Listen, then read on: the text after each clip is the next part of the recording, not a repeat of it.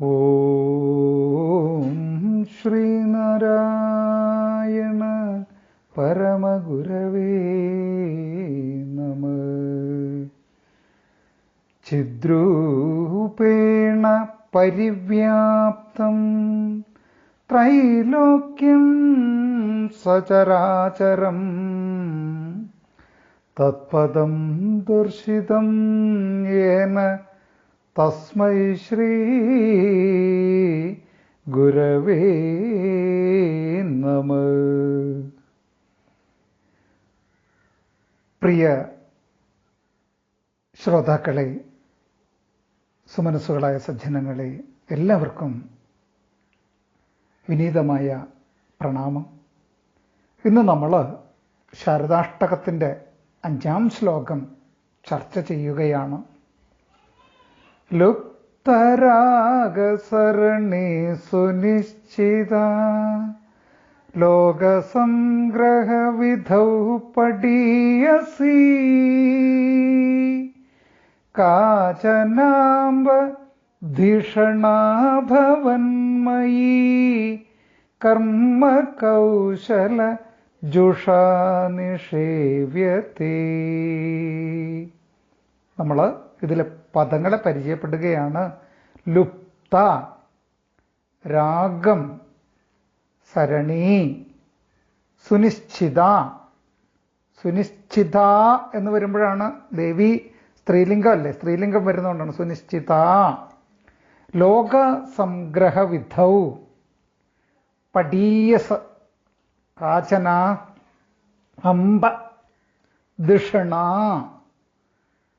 ഭവന്മയീ കർമ്മകൗശലജുഷ നിഷേവ്യതേ. ഇതാണ് പദങ്ങൾ. ഇനി നമ്മൾ പദാർത്ഥത്തിലേക്ക് പോവുകയാണ്. അന്വയം ആരംഭിക്കുന്നത് ലുപ്ത എന്നതിലാണ്. ഇവിടെ പദങ്ങളുടെ അർത്ഥം ആദ്യം എടുത്തിട്ട് നമുക്ക് കൂട്ടർത്ഥത്തിലേക്ക് പോവാം. ലുപ്ത എന്നാൽ ലോപിച്ച, ഉപേക്ഷിക്കപ്പെട്ട, അപ്രത്യക്ഷമായ, ഇപ്രകാരം ധാരാളം അർത്ഥങ്ങളുണ്ട്. രാഗം എന്നാൽ ആസക്തി, സ്നേഹം, പ്രേമം തുടങ്ങി നിരവധി അർത്ഥങ്ങൾ ഈ പദത്തിനുമുണ്ട്. സരണി എന്ന് പറഞ്ഞാൽ വഴി, ഋജുരേഖ എന്നൊക്കെയാണ് അർത്ഥം. ഇവിടെ ലുപ്തരാഗസരണി എന്നാണ് അന്വയാർത്ഥം ആരംഭിക്കുന്നത്. ലുപ്തരാഗസരണി എന്ന് പറഞ്ഞാൽ രാഗദ്വേഷങ്ങൾ ഒഴിഞ്ഞ മാർഗത്തോടു കൂടിയ എന്നാണ് അർത്ഥം. അടുത്ത പദം ലോകസംഗ്രഹ വിധൗ, ലോക നന്മ കൈവരുത്തുന്നതിൽ, പടീയസി ഏറ്റവും സാമർഥ്യമുള്ള, സുനിശ്ചിത സത്യം ദൃഢമായി വെളിപ്പെടുത്തുന്ന, ഭവന്മയി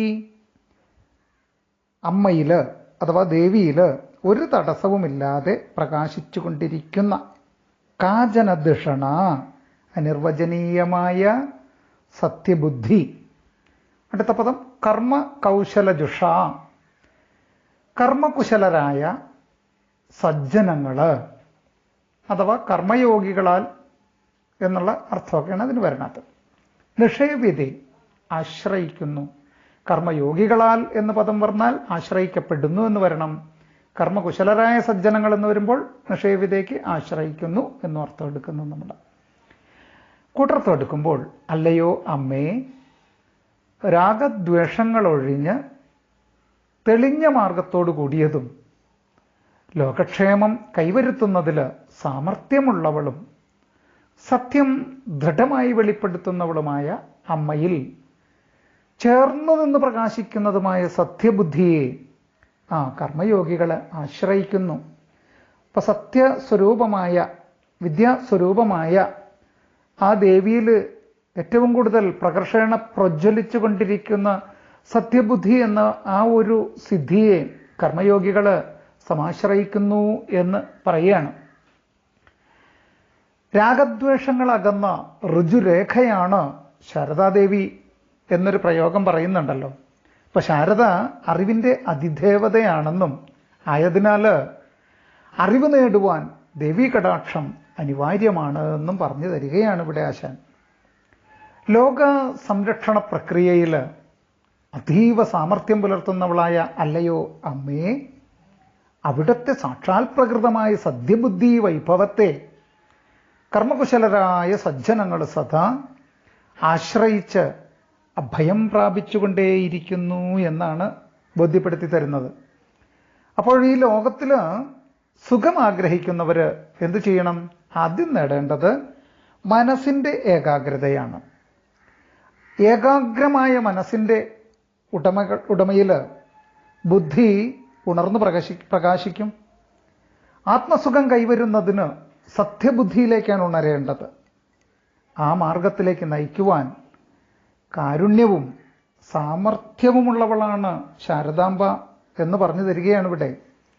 അപ്പോൾ ഇപ്രകാരമുള്ള വിദ്യാസ്വരൂപിണിയായ ശാരദാംബയെ അഭയം പ്രാപിക്കുന്നതിലൂടെ മനസ്സിലെ കാമക്രോധ ലോഭ മോഹമതമാത്സര്യങ്ങളൊക്കെ നിയന്ത്രണ വിധേയമായി തെളിഞ്ഞ മനസ്സോടെ രാഗദ്വേഷങ്ങൾ അകന്ന് ബുദ്ധി ഉണർന്ന് മനസ്സ് ശാന്തമാകും.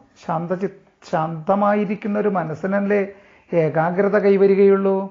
ആ ഒരു പ്രക്രിയയിലേക്ക് ദേവി നമ്മൾ അറിയാതെ നമ്മളെ കൈപിടിച്ച് കൊണ്ടുപോകും. പക്ഷെ നമ്മൾ ആ ദേവീ പാദങ്ങളിലേക്ക് ശ്രദ്ധ ചെലുത്തുക എന്നുള്ളതാണ് ഇവിടെ ഓർമ്മിപ്പിക്കുന്നത്. ഇവിടെ കർമ്മകൗശലം എന്നൊരു പ്രയോഗം ഉണ്ടല്ലോ. കർമ്മങ്ങളിലെ കുശലതയെ യോഗം എന്ന് ചില ആചാര്യന്മാർ പറഞ്ഞു തരുന്നുണ്ട്. ഇവിടെയൊക്കെ മനസ്സുമായിട്ട് ബന്ധപ്പെട്ടിട്ടാണ്. ഇപ്പോൾ പതഞ്ജലി മഹർഷി യോഗദർശനത്തിൽ യോഗ ചിത്തവൃത്തി നിരോധക എന്നല്ലേ പറഞ്ഞു തരണത്. ഇവിടെ ഇതാ മനസ്സിനെ ഏകാഗ്രപ്പെടുത്താനും ചിത്തശുദ്ധി നേടുവാനുമുള്ള കൗശലമായിട്ട് ഒരു യോഗത്തെ ചില ആചാര്യന്മാർ പറയുകയാണെന്ന്. അതായത് ഒരു സാമർഥ്യമാണത്, ഒരു കഴിവാണത്. ആ കഴിവ് കൊണ്ട് നേടേണ്ട ഒരു ഗുണത്തെ പറഞ്ഞു തരികയാണ്. മനസ്സിൻ്റെ സമബുദ്ധിയെ അഥവാ കാര്യങ്ങളെ സമഭാവനയോടെ സ്വീകരിക്കാനുള്ള ഒരു സിദ്ധിയെ കർമ്മകുശലതയെ കൊണ്ട് സൂചിപ്പിക്കുകയാണ് ഇവിടെ. അതായത് ചൂടും തണുപ്പും രണ്ട് വിരുദ്ധ ഭാവങ്ങളാണ് അല്ലേ, നമുക്കറിയാം. അത് വരുമ്പോൾ ഒന്നിൽ സന്തോഷവും ഒന്നിൽ അസഹ്യതയും പ്രകടിപ്പിക്കാതെ രണ്ടിനെയും അത് ഈശ്വരേച്ഛയാൽ കടന്നു വരുന്നതാണ്. അതിനെ ഒരേപോലെ സ്വീകരിച്ച് തരണം ചെയ്യുക.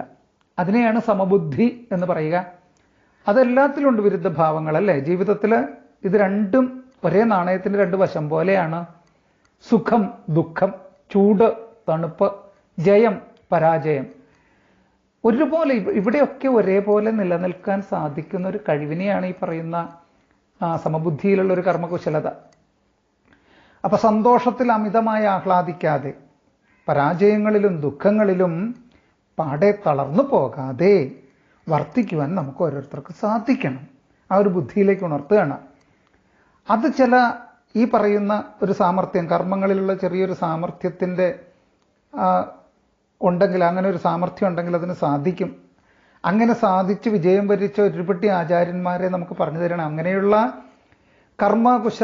കുശലത കൊണ്ട് ജന്മം ധന്യമാക്കിയ ആളുകളൊക്കെ ദേവിയിൽ അഭയം പ്രാപിച്ചുകൊണ്ടാണ് അത് സാധിച്ചിട്ടുള്ളത് എന്ന് പറയുകയാണ്. അവർ നിത്യം ദേവിയെ സമാശ്രയിച്ചുകൊണ്ടാണ് ഇത്തരം കർമ്മങ്ങളിൽ വിജയം വരിച്ചിട്ടുള്ളത്. അതുകൊണ്ട് ഹേ മനുഷ്യ, നിനക്കും ഈ മാർഗം സ്വീകരിക്കാം എന്ന് പറഞ്ഞു തരികയാണ്. ഇത് മിനിമം ഈ ആചാര്യന്മാർക്കൊപ്പം ഒത്തുക എന്നുള്ളതല്ല ഇവിടെ ഉദ്ദേശിക്കുന്നത്, മറിച്ച് നമ്മുടെ ഈ കിട്ടിയിരിക്കുന്ന ജന്മത്തെ ധന്യമാക്കാൻ ദേവീപാദങ്ങളിൽ അഭയം പ്രാപിക്കാനുള്ള ഒരു ശ്രദ്ധ ക്ഷണിക്കലാണ്. അപ്പൊ എല്ലാറ്റിനെയും ഈശ്വര സൃഷ്ടികളായി കണ്ട് സ്നേഹിച്ചും കാരുണ്യം പകർന്നും ജീവിക്കുവാൻ മനുഷ്യൻ തയ്യാറാകണം. അപ്പോൾ ഇവിടെ സംഭവിക്കുന്നത് സാമൂഹികമായ ശാന്തിപൂർണമായ ഒരു അന്തരീക്ഷം സംജാതമാകലാണ്. ശ്രീനാരായണ ഗുരുദേവൻ ജീവകാരുണ്യ പഞ്ചകത്തിൽ പറഞ്ഞു തരുന്നുണ്ട് നമുക്ക്. എല്ലാവരും ആത്മസഹോദരരെന്നല്ലേ പറയേണ്ടതിതോർക്കുകിൽ നാം. പ്രാണവായു പങ്കുവെച്ച് ജീവിക്കുന്നവരാണ് ഈ പ്രപഞ്ചത്തിലെ സമസ്ത ജീവജാലങ്ങളും. അതുകൊണ്ട് തന്നെ അവർ ആത്മസഹോദരരാണ് എന്ന് പറഞ്ഞു തരികയാണ്. സ്വന്തം സഹോദരനെ വേദനിപ്പിക്കുന്നത് ആർക്കും ഇഷ്ടാവില്ല. ഈ ഒരു ചിന്തയിൽ ജീവിതം ചിട്ടപ്പെടുത്തുന്ന കർമ്മകുശലതയെയാണ് ഇവിടെ പരാമർശിക്കുന്നത്. ഇപ്പൊ ഹരിനാമകീർത്തനം ഒന്ന് എടുത്തു നോക്കിക്കേ. യാതൊന്നു കണ്ടതതു നാരായണ പ്രതിമ, യാതൊന്നു കേൾപ്പതതു നാരായണ ശ്രുതികൾ, യാതൊന്നു ചെയ്വതതു നാരായണാർച്ചനകൾ, യാതൊന്നതൊക്കെ ഹരി നാരായണായ നമഃ. ഈ സമഭാവനയിൽ ജീവിതം നയിക്കുവാൻ സാധിക്കുന്ന കർമ്മകുശലതയെ കാണിച്ചു തരികയാണ്. അത് നമ്മളെ പറഞ്ഞു പഠിപ്പിക്കുന്ന ആചാര്യന്മാർ ആ ദേവീപാദങ്ങളിൽ സമാശ്രയിച്ചുകൊണ്ടാണ് ഇതൊക്കെ നമുക്ക് പറഞ്ഞു തന്നത് എന്ന് കൂടി ഓർമ്മപ്പെടുത്തുന്നുണ്ട്. അടുത്തത് നോക്കൂ, ജ്ഞാനപ്പാനയിലേക്കൊന്ന് ശ്രദ്ധിച്ചേ. ഇന്നീ കണ്ട തടിക്കു വിനാശവും ഇന്ന നേരമെന്നേതും അറിഞ്ഞില്ല. നോക്കൂ, ക്ഷണികമാണ് ഈ ജീവിതം. നശ്വരമായ ഈ ലോകത്തിൽ അല്പസമയം ചിലവഴിക്കാനെത്തിയ വിരുന്നുകാരാണ് നാം ഓരോരുത്തരും എന്ന അറിവിലേക്ക് ഉണർത്തുന്ന ആചാര്യന്മാരുടെ കർമ്മകുശലതയെയാണ് ഇവിടെ കാണിച്ചു തരുന്നത്. അപ്പൊ ചുരുക്കത്തില് കർമ്മകുശലരായ മഹത്തുക്കളായ ആചാര്യന്മാരിൽ നിന്നും നാം പഠിച്ചെടുക്കേണ്ട നല്ല പാഠങ്ങളിൽ ഒന്ന് ആശാൻ ഇവിടെ പറഞ്ഞു തരികയാണ്. ഈ ആചാര്യന്മാരെല്ലാം തന്നെ ആദിപരാശക്തിയായ ദേവീപാദങ്ങളിൽ വീണു വണങ്ങുന്നവരാണ്. ആയതിനാൽ നീയും ഈ ശാരദാംബയുടെ സവിധത്തിൽ അണഞ്ഞോളൂ, നിനക്ക് മറുതീരത്ത് സുരക്ഷിതമായിട്ട് ചെന്ന് ചേരാം എന്ന് ഓർമ്മപ്പെടുത്തുകയാണ്. അപ്പോൾ നമ്മളെ സംബന്ധിച്ച് മറ്റൊരു നല്ല പാഠങ്ങളൊക്കെയാണ് ഇതിൻ്റെ ഉള്ളിൽ നമ്മൾ എടുക്കേണ്ടത്. കൂടിയല്ല ജനിക്കുന്ന നേരത്തും കൂടിയല്ല മരിക്കുന്ന നേരത്തും മധ്യേ ഇങ്ങനെ കാണുന്ന നേരത്ത് മത്സരിക്കുന്നതെന്തിനു നാം വൃഥാ. ചിന്തിക്കൂ. ആ ചിന്തയിലേക്കെല്ലാം മനുഷ്യ മനസ്സുകളെ ക്ഷണിച്ചുകൊണ്ട് ആശാൻ തുടരുകയാണ്. ഈ വിദ്യാദേവതയായ ദേവിയെ എന്നും സമാശ്രയിച്ച് ജീവിതം ധന്യമാക്കിയ ആചാര്യന്മാരുടെ കർമ്മകുശലതയെയും പരിചയപ്പെടുത്തിക്കൊണ്ട് നമ്മളോട് യുക്തിഭദ്രമായി ചിന്തിച്ചുറപ്പിച്ച് നല്ല തീരുമാനങ്ങളിലൂടെ ജീവിതത്തെ ചിട്ടപ്പെടുത്തുവാൻ ആഹ്വാനം ചെയ്യുകയാണ്. വീണ്ടും നമുക്ക് അടുത്ത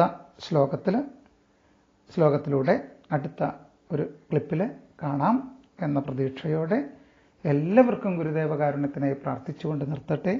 നന്ദി, നമസ്കാരം.